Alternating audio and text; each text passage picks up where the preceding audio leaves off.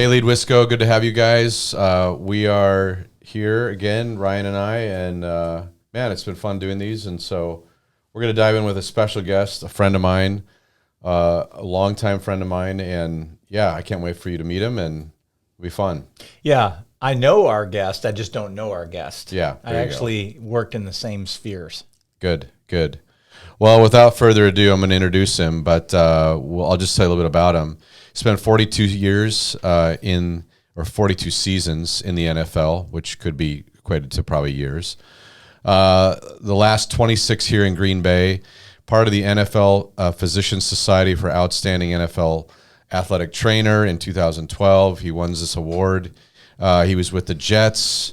There's a lot of his story coming from New York. Went to Purdue University, and then school at Northwestern. So we're going to hear a little bit about that. But he's a good friend. He's a dad. He's a husband.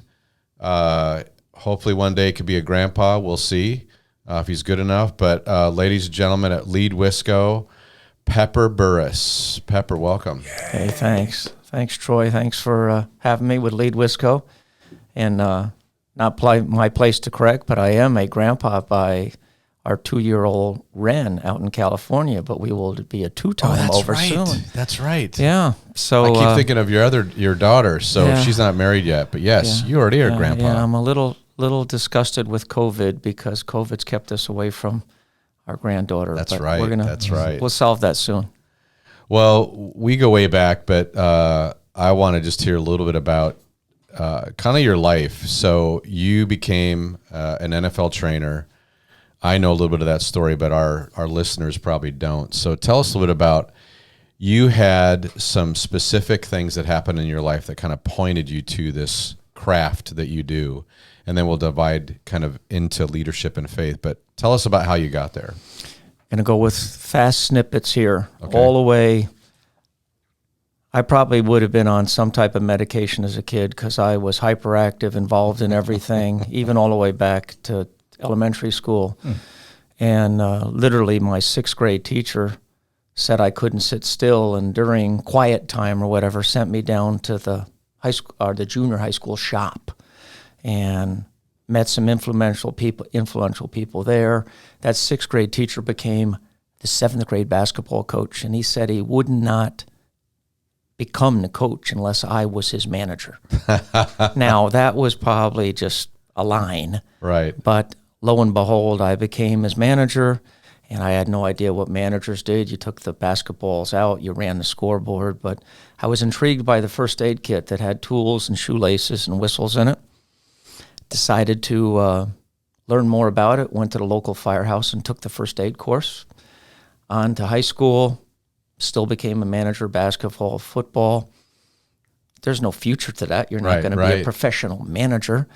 And my basketball coach dropped a brochure on the desk in the phys ed office about a trainer's camp. We prefer to be called athletic trainers now because there's so many different trainers.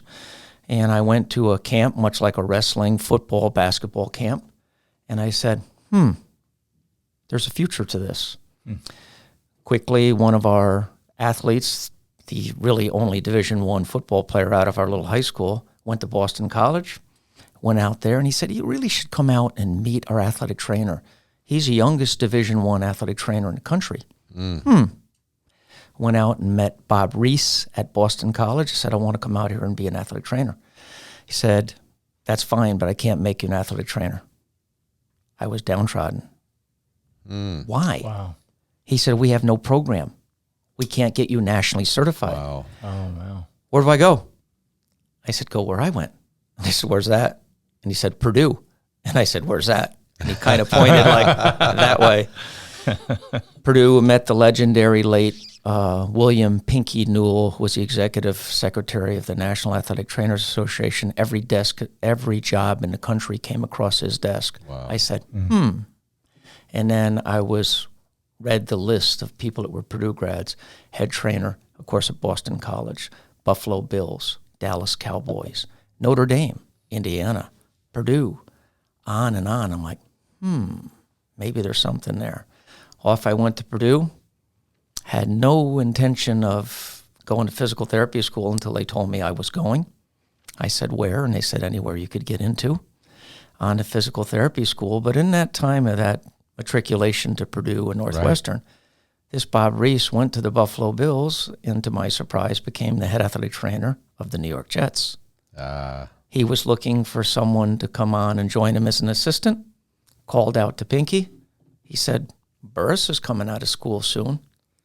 Called me at Northwestern. Next thing I know, I'm with my grown-up favorite football team in the world. Wow. I'm from New York. But the crazy thing is I had accepted Jesus as my Lord and Savior that year at Northwestern. Oh, wow. Wow. And I was praying that God would make it real clear to me where he wanted me to work.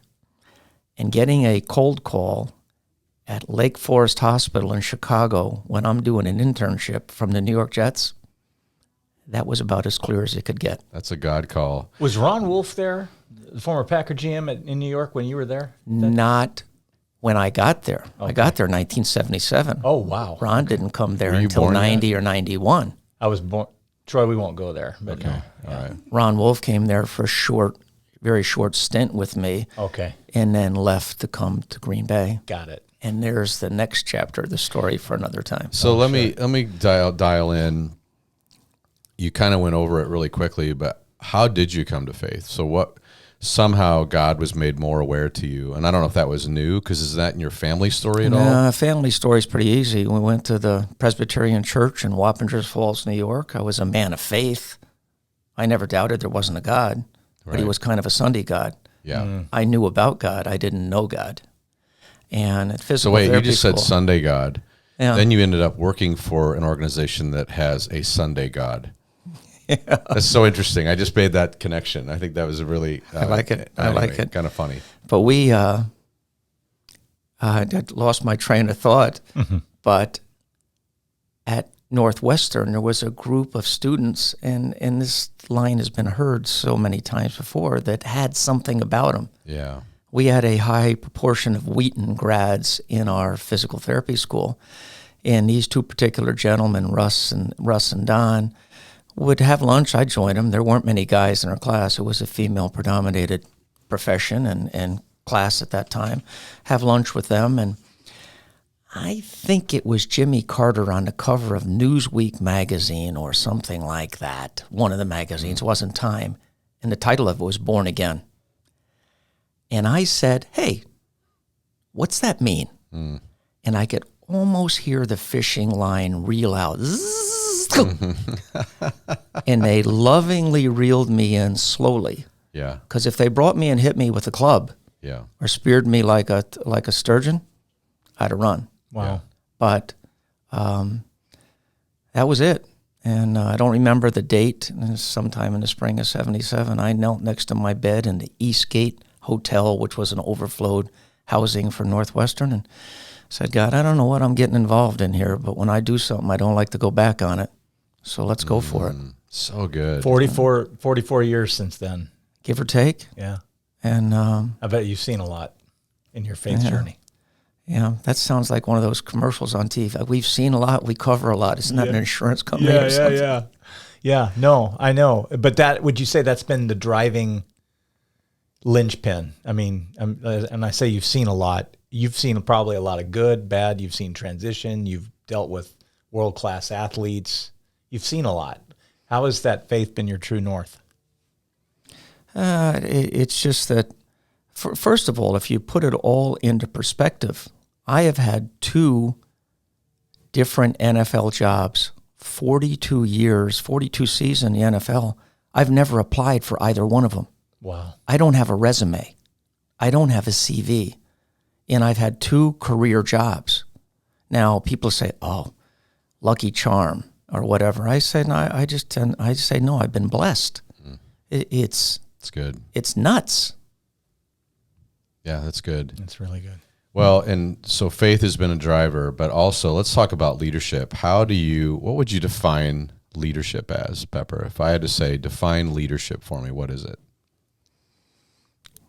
Someone that has it has quotes around it, has it, someone that you want to follow, you choose to follow.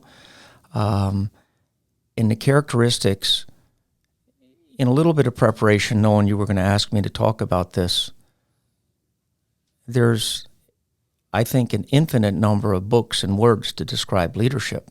Right. But leadership to me is about trust. That I don't believe that people are born leaders.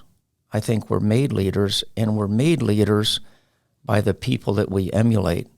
And to me, a leader is someone that I want to emulate, I want to follow. And is that because of honesty, integrity, empathy? The words go on and on and on. Right. But, and I don't like to give my following to leadership because it's demanded. I like it to be earned. Yeah. And if you can look at someone that earns your respect to be a leader, you follow them through fire. And I've seen good leaders and bad leaders, quiet leaders, silent leaders, vocal leaders, football players, coaches. And some people that don't even realize they're leaders because they've influenced your life. And those two words are synonymous, leadership and influence. So, I mean, and Ryan, we're kind of tapping into this whole faith has driven that. But apart from, obviously, faith, let me say the scriptures, Jesus himself, because we could easily say, well, that's driven my leadership most. Who's influenced leadership that's outside of that circle? Who has really influenced your life as being a great leader? Well, some of them would just be names that you would throw out. But early on in my career, having been a new Christian, still a babe in Christianity, and still don't know enough to... We're still praying for you. There you go. I like that. And I can use them all. Bring them. When I had joined the Jets, I had been with a Bible study at Northwestern, and I asked the equipment manager, do we have a FCA guy, Fellowship of Christian Athletes? And he pointed to a fella that was walking through, a bald-headed guy. He liked your hairstyle. Yeah, that's the late popular. The late Dave Swanson. And I walked up to him, kind of pulled on the side of his coat and said, are you with the FCA? And he said, no. Now, you talk about downtrodden. I was like, well, what did I just say? And he smiled. He said, no, I'm with Youth for Christ. And I said, oh. And a bond was built. He set up all of the chapels for New York Jets. I became his contact person because it was hard to call players and on. But he was an influential leader. He was a successful businessman. His family owned and sold Thomas's English Muffins. Oh, wow. Yeah. The Swansons owned that company. But Dave would come and stay at our house every now and then because he would be going out on to Long Island. He lived in New Jersey. And influential leader. And what was the it? What was the it? Because you said he had something about him. Presence. He exuded integrity. He didn't have a sharp tongue. He knew what to say, when to say, and I didn't know that was a spirit life in him. Yeah. But charitable, giving, empathetic, on and on. But Dave, I'll tell you a quick Dave story. My wife was in love with a Volkswagen Beetle, convertible Volkswagen Beetle, and the fellow wanted $4,000 for it. And I was like, oh, it's too much money. And I asked Dave, should I spend this money? And now this is a 1976 Volkswagen Beetle. Mm-hmm. And he said, what's he want for it? I said, $4,000. He said, what would make you happy? I said, $3,500 would be good.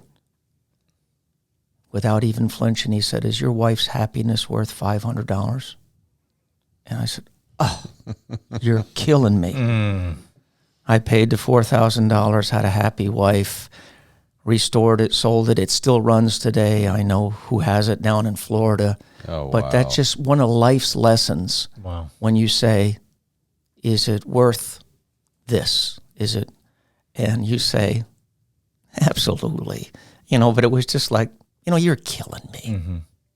Mm-hmm. And in your profession, correct me if I'm wrong, but being coachable and teachable, and I guess that applies to all of us, but especially with the way the dynamics of the NFL landscape, would you say, Dave, learning how to be a lifelong learner, a student, how did that translate to you? Did that rub off on you?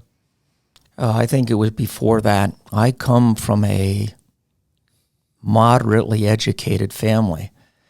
My mother died at a very young age. I was 6, and she was not only baccalaureate prepared, but master's prepared in 1960 for a woman. Wow. My father was a master's prepared chemist and a career chemist. We didn't have Sports Illustrated in our house. I don't know when those came about, but we had Time Magazine, National Geographic, Scientific American. My older brother is now a PhD chemist, now recently retired. For his 16th birthday, he got his own gas line to his basement bench. So we had a curious family that science, we would go out at a particular time at night and watch the Russian satellite Sputnik come over.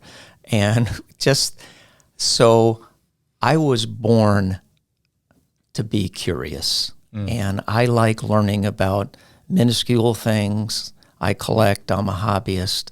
So I think I like collecting education too. I like learning about things. And I don't think it was Dave, but he was just a step in that. So what are you most proud of as a leader? Let's do that topic first. If you had to think about all the things you've been a part of and you've influenced, where do you kind of hang your hat and said, gosh, I'm glad I got to influence this space? My 2 kids. Yeah. Yeah. Because they're not born leaders and they have leadership positions in their own careers as they grow up. But you influence them, you lead them. And, maybe you're expecting to me say the athletic trainers, that the young student interns that have come with me. My first intern at the New York Jets became the head trainer of the New York Yankees. One of our interns here became the head trainer of the Milwaukee Bucks. Wow. And I've had an intern become the head athletic trainer of the Houston Texans. It wasn't the Oilers at the time. Proud of those? No, those are just kind of notches on the wall. Because hopefully they took the good from things they've seen and didn't focus on the bad. I can count that real in my life because 2 of the very influential athletic trainers that were my mentors were alcoholics. One I didn't know for years I was oblivious to it. 4 years at college, and 3 of them I did not know it. I was oblivious to it. Yeah. Maybe because you hold them in such high esteem. Yeah. In a pro career, I had years with it, and I was the classic enabler because I'm a doer. I keep moving. And so I believe that you can learn almost as much from bad people as you can from good people, meaning that's bad, I'm not going to do that. Right. And that's good, I'm gonna copy that. That's good. That's rich. Pepper, can we just focus in for a second on your leadership within the Packer organization? Because many people know you from that, and I actually got to cover you for 6 years. You and I don't think you were covering me. You probably saw me bending over a hurt athlete, you wanted to know what was wrong. You didn't care who was bending over the hurt athlete. At least from 99 to 05, and then I moved to Minneapolis and covered that rival team, the ones with the horns. They blow the horn, It's okay. But I'm back, and I'm not a traitor anymore. But it's okay. But covering you and watching the regime, you had different leadership regimes. We were talking earlier, but Coach Holmgren, I don't know when you came here before that. I got here in 99, was here for the Ray Rhodes era, Mike Sherman era, and then left. But you obviously work with Coach Holmgren and McCarthy and whatnot.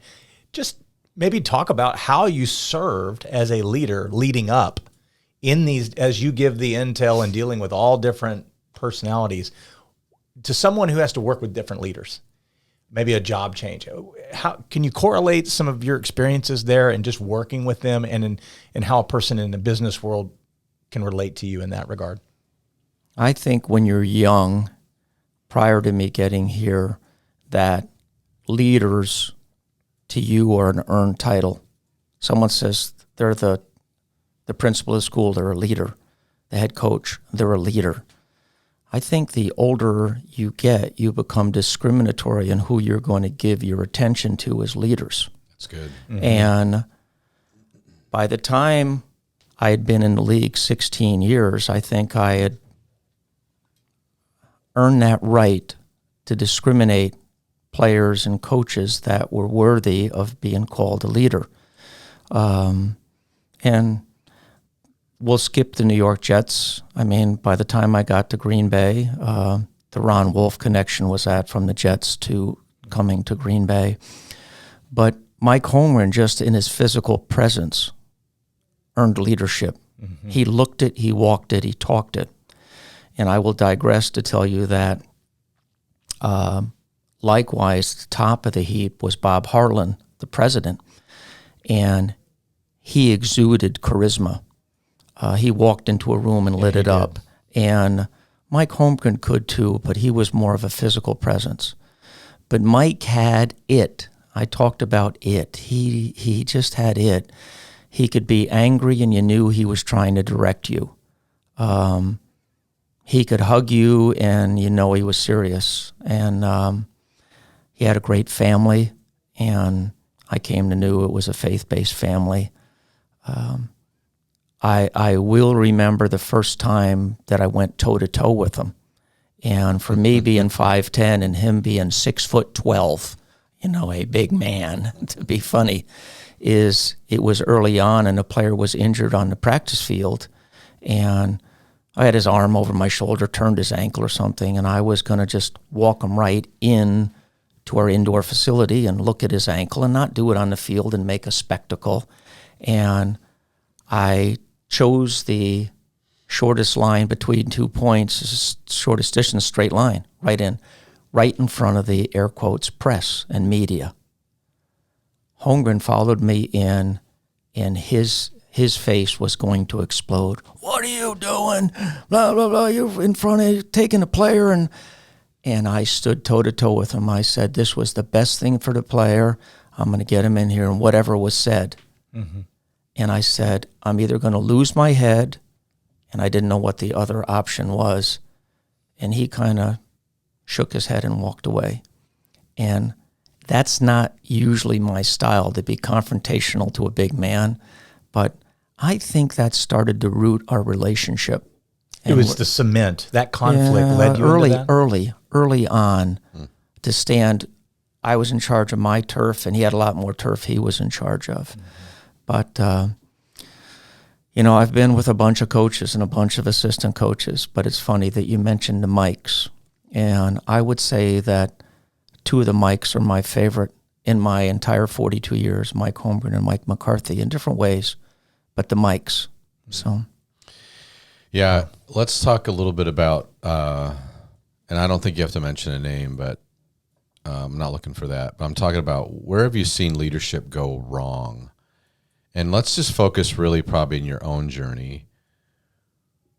Is there a leadership mistake you can point to that you might have learned from, but you just go, gosh, I wish I could have a do-over on that one?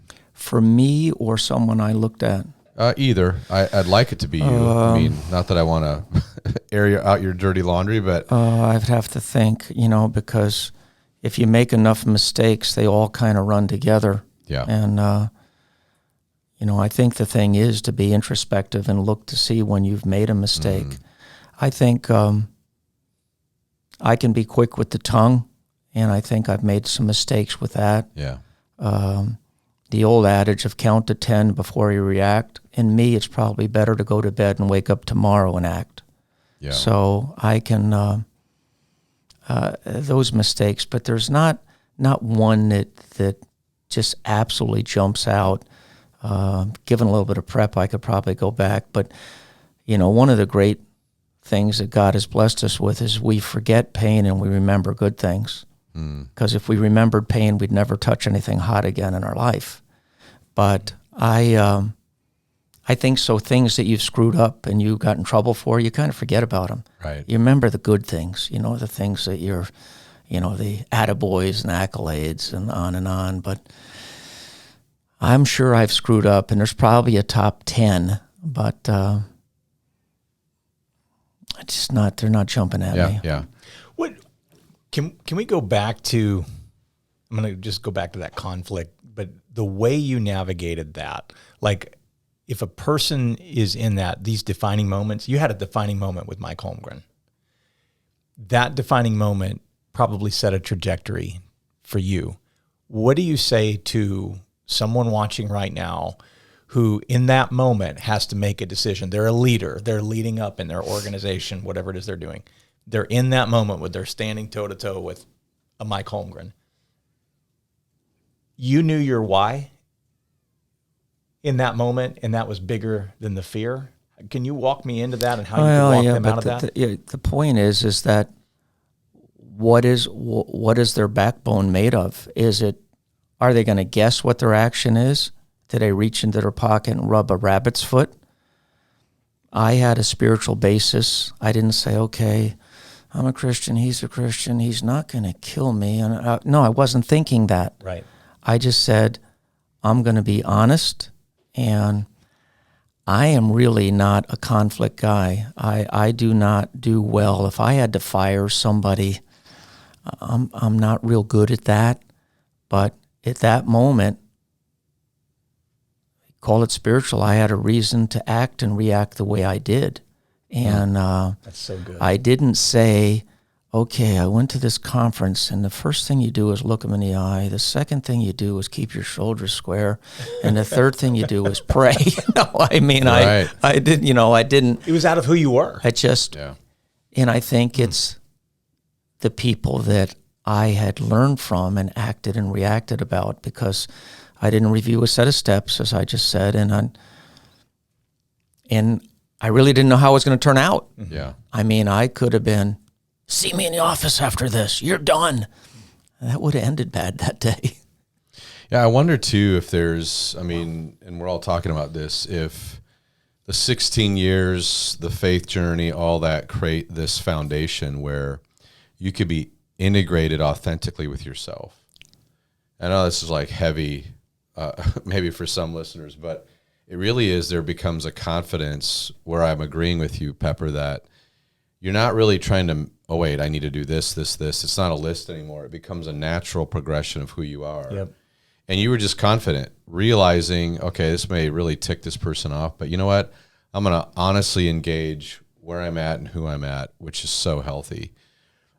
You've seen, I think you told us, you saw a lot of bad examples of leadership. I want to talk a little bit about, I think the football arena is interesting, but are there some players over the years that have impacted you, maybe not because of what they said to you, but how they walked their journey in the NFL? Because I would say, and we've talked about this, Pepper, the NFL could be a really destructive place for a lot of people because it just feeds egos. It's about money. It's about popularity and fame. And we watch a lot of these players just do head dives because it's the most dangerous thing we can get. But you watched also players navigate that really well. I'd love just to hear a little bit of who you thought that was and why. Well, and you're not picking favorites. I don't want to go spiritual on you, but the guys that I was the closest to in an intimate way were fellas that came to chapel, and or a step beyond that, we were in Bible study together. Awesome. So I got to know some guys on different levels about their struggles. Yeah. Because professional athletes, not professional athletes, are bulletproof. Just ask them. They'll never get hurt. It'll never end. They're the best, and on and on. But when you have people that show a certain vulnerability, that draws me in too. Love that. Because they may have a suit of armor on, but they've got a heart underneath of it. And to me, when I think about the athletes that I've admired and the famous ones you would know, and of course everybody could be a Packer fan would talk about Reggie White. But to me, one of the great characteristics I love about somebody is passion. I love them to be passionate. I don't care if you're building that wall behind you or running the microphones, if you're passionate about it, you tend to exude that. And, to step right into it with the Green Bay Packers, a passionate player was Brett Favre. Mm-hmm. He just loved to play football. Yeah. And the great joke with him is every time he threw the ball, somebody was going to catch it. Yeah. Half the time it was the other team, and we laughed about it. Well, a couple of times we didn't. But just passion. And there's players with the New York Jets and with Green Bay and players on other teams. I was so fortunate to cover, I think, 7 Pro Bowls. And being at Pro Bowls, you're with the best of the best. And you realize that, wow, I never met this guy. And you meet, a Peyton Manning or a Tony Romo or even, Chris Carter, the Minnesota Vikings. And you realize that these are family men. They wear a different color jersey, but they may walk the same aisle you do, even if they don't. But they're just, you realize they're passionate, successful, and I'm like anybody else. Some of these superstars I like to be around too. Right. The guys I worked with every day were just guys I worked with every day. Right. Yeah. It's interesting how he's tapping into connection, really needed vulnerability, like a space where it was through the faith, stream, but it was connecting on where am I weak, where am I very real and honest about who I am. I'm a family man. I'm broken, and that's your connection. So well, the leaders. I think about some of these coaches, the Mikes. Mm-hmm. They would show vulnerability about their family, about what they were hurting about. That's good. What they needed, and that attracted me. Some people might say, "Oh, sissy," or but no, the vulnerability, honesty, empathy, family men. That it's said that trust is not like a bank account, where in a bank account you've got a balance and you take out $10 here, you take out $10 here, and your balance is still good. When you have trust and someone takes out 10%, $10, $15, that bank account kind of disappears. Yeah. It's not a withdraw a little and still keep it. Right. And that's, to me, with leadership too, is that you don't blow a couple things here or there. If you make a major faux pas, that whole respect to leadership could go out the door. Mm-hmm. Yeah. Go ahead, Troy. No, you go. So you were talking about the hallmarks of leader, and I just want to switch into the inspirational aspect of leadership, and I want to bring in this, and then Troy, I'm going to make a shameless plug for the greatest game that I ever witnessed in my life, and it ties into this inspirational leadership question for you, Pepper. But watching Brett Favre, you mentioned him, the greatest, most inspirational moment in my media career. I've covered Super Bowl 30 with the Cowboys. You were out at Oakland, huh? I was in Oakland, and I've got a picture that I pulled up. Troy, there's Brett Favre there on the field after the game. I'm going to try to bring this up here. I don't know if they can see that or not, but it's right there. Yeah, there's a guy with hair right behind him on the field getting an interview, and there's Deanna and Brett right there. December, I think it was 22nd or 23rd. Were you at that game? I was at that game, covered it for Channel 2. Okay, and so tell your story. But I have a question. And then I'm going to tell mine. There's a faith. I'm going with. I've never, Pepper, seen a moment. I covered Super Bowls. I've covered PGA stuff. I've done all that. I have never seen inspiration. When we were at Channel 2, it was over the weekend. We got word when we were out west, and you were there. When Irv Favre passed away, I mean, we were all on high alert, and the question was Brett going to play? And that was the question. And obviously he did. And in my opinion, that was the greatest football quarterback performance I've ever seen in person or on TV in my life. I don't know what was said in that locker room. I don't know. You were there, but I don't know. But to me, that was the moment of leadership where nobody on that field they were not going to make a mistake that day. And even the black hole the Raiders started to cheer for Brett Favre. To me, that was the most transformational leadership moment I've ever seen. But I just wanted to get your thoughts on inspirational leadership. Well, you take me back a little bit. I mean, I won't be emotional about it, but I received one of those first phone calls. And I was in that little inner working group of the equipment guys, the athletic trainers, the traveling secretary, blah, blah, blah. And I had been out with my college roommate returning to the Oakland hotel, and my phone rang, and a gentleman asked, "Where's Brett?" I said, I think he's out golfing with Peterson and Bidwell, and I know they don't have their phones with them. I said, "What's up?" He said, "Irv just died." I was just in the car, like, terrible. I won't see Brett for 10 days. I won't see him again. Go back to the hotel. We have chapel that night and all. There's a little tie there we'll talk about in a minute. But I remember going in the team meeting, and the hotel was sullen, as you might expect. We all knew Irv. It was in the day when people could come into the training room and locker room after a game, and Irv was a huge personality. Huge character. Huge character. And he was most comfortable, I think, in the athletic training room. In that team meeting that night before, the lights were down because Coach was going to show a video and I wouldn't know if Brett was in there or not. But almost like the saloon doors in the old movies, the back door opened, and a shadow walking down the stairs into this small auditorium-style room was Brett. And it was even got quieter then. And Brett got up to address the team. And he started to talk, and there wasn't a dry eye in the room. And he said that Irv would want me to play. And you can understand that coming from an athlete and a father that's a coach.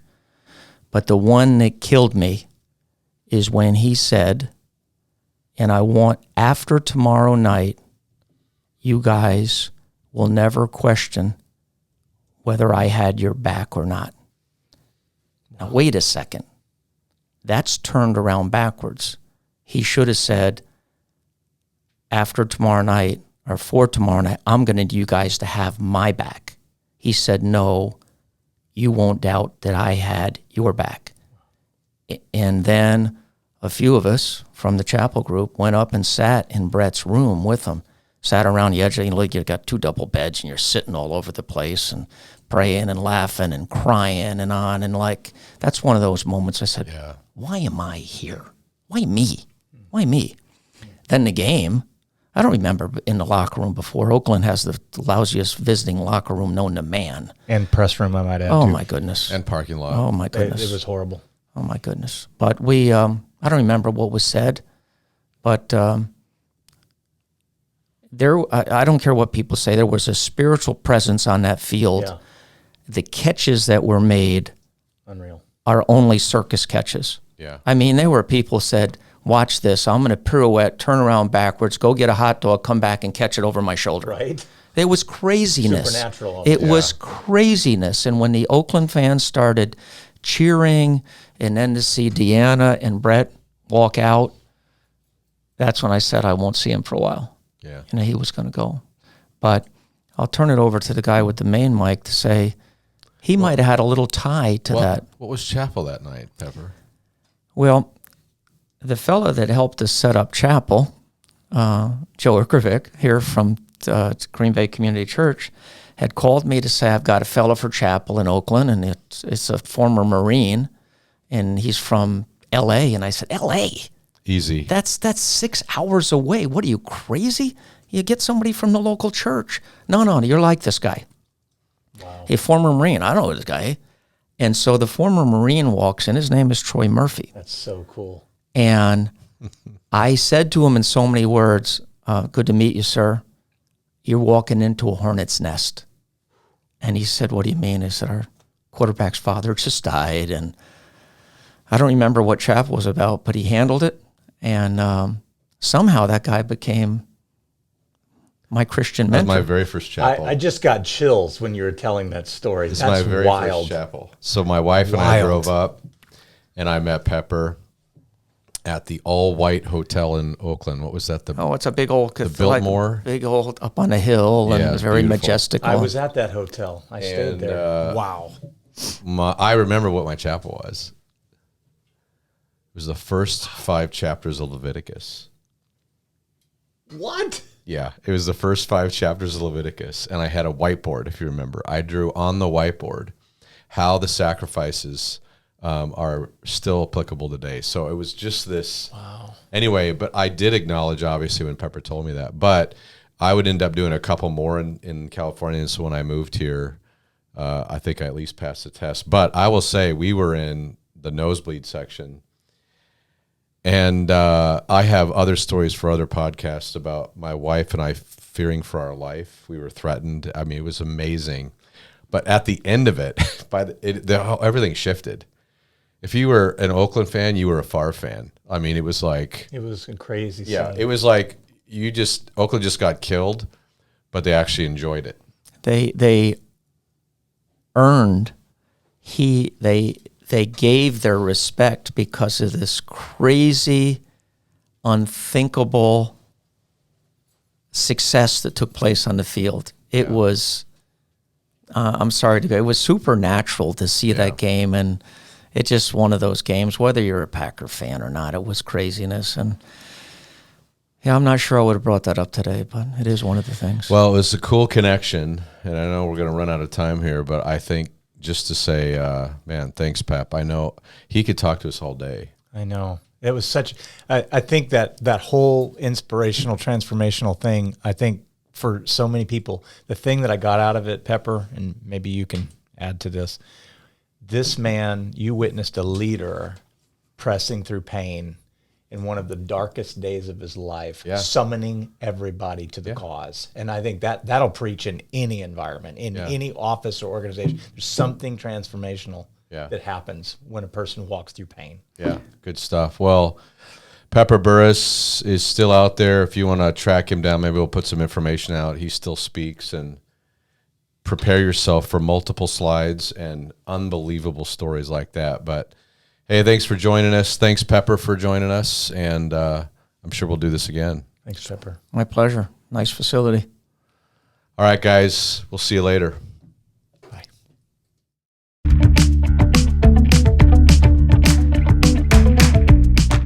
Hey everyone, thanks so much for listening today. We hope you enjoyed Pepper's stories and the leadership lessons he's learned alongside elite athletes and coaches. We hope you were inspired by Pepper's connection of faith and leadership.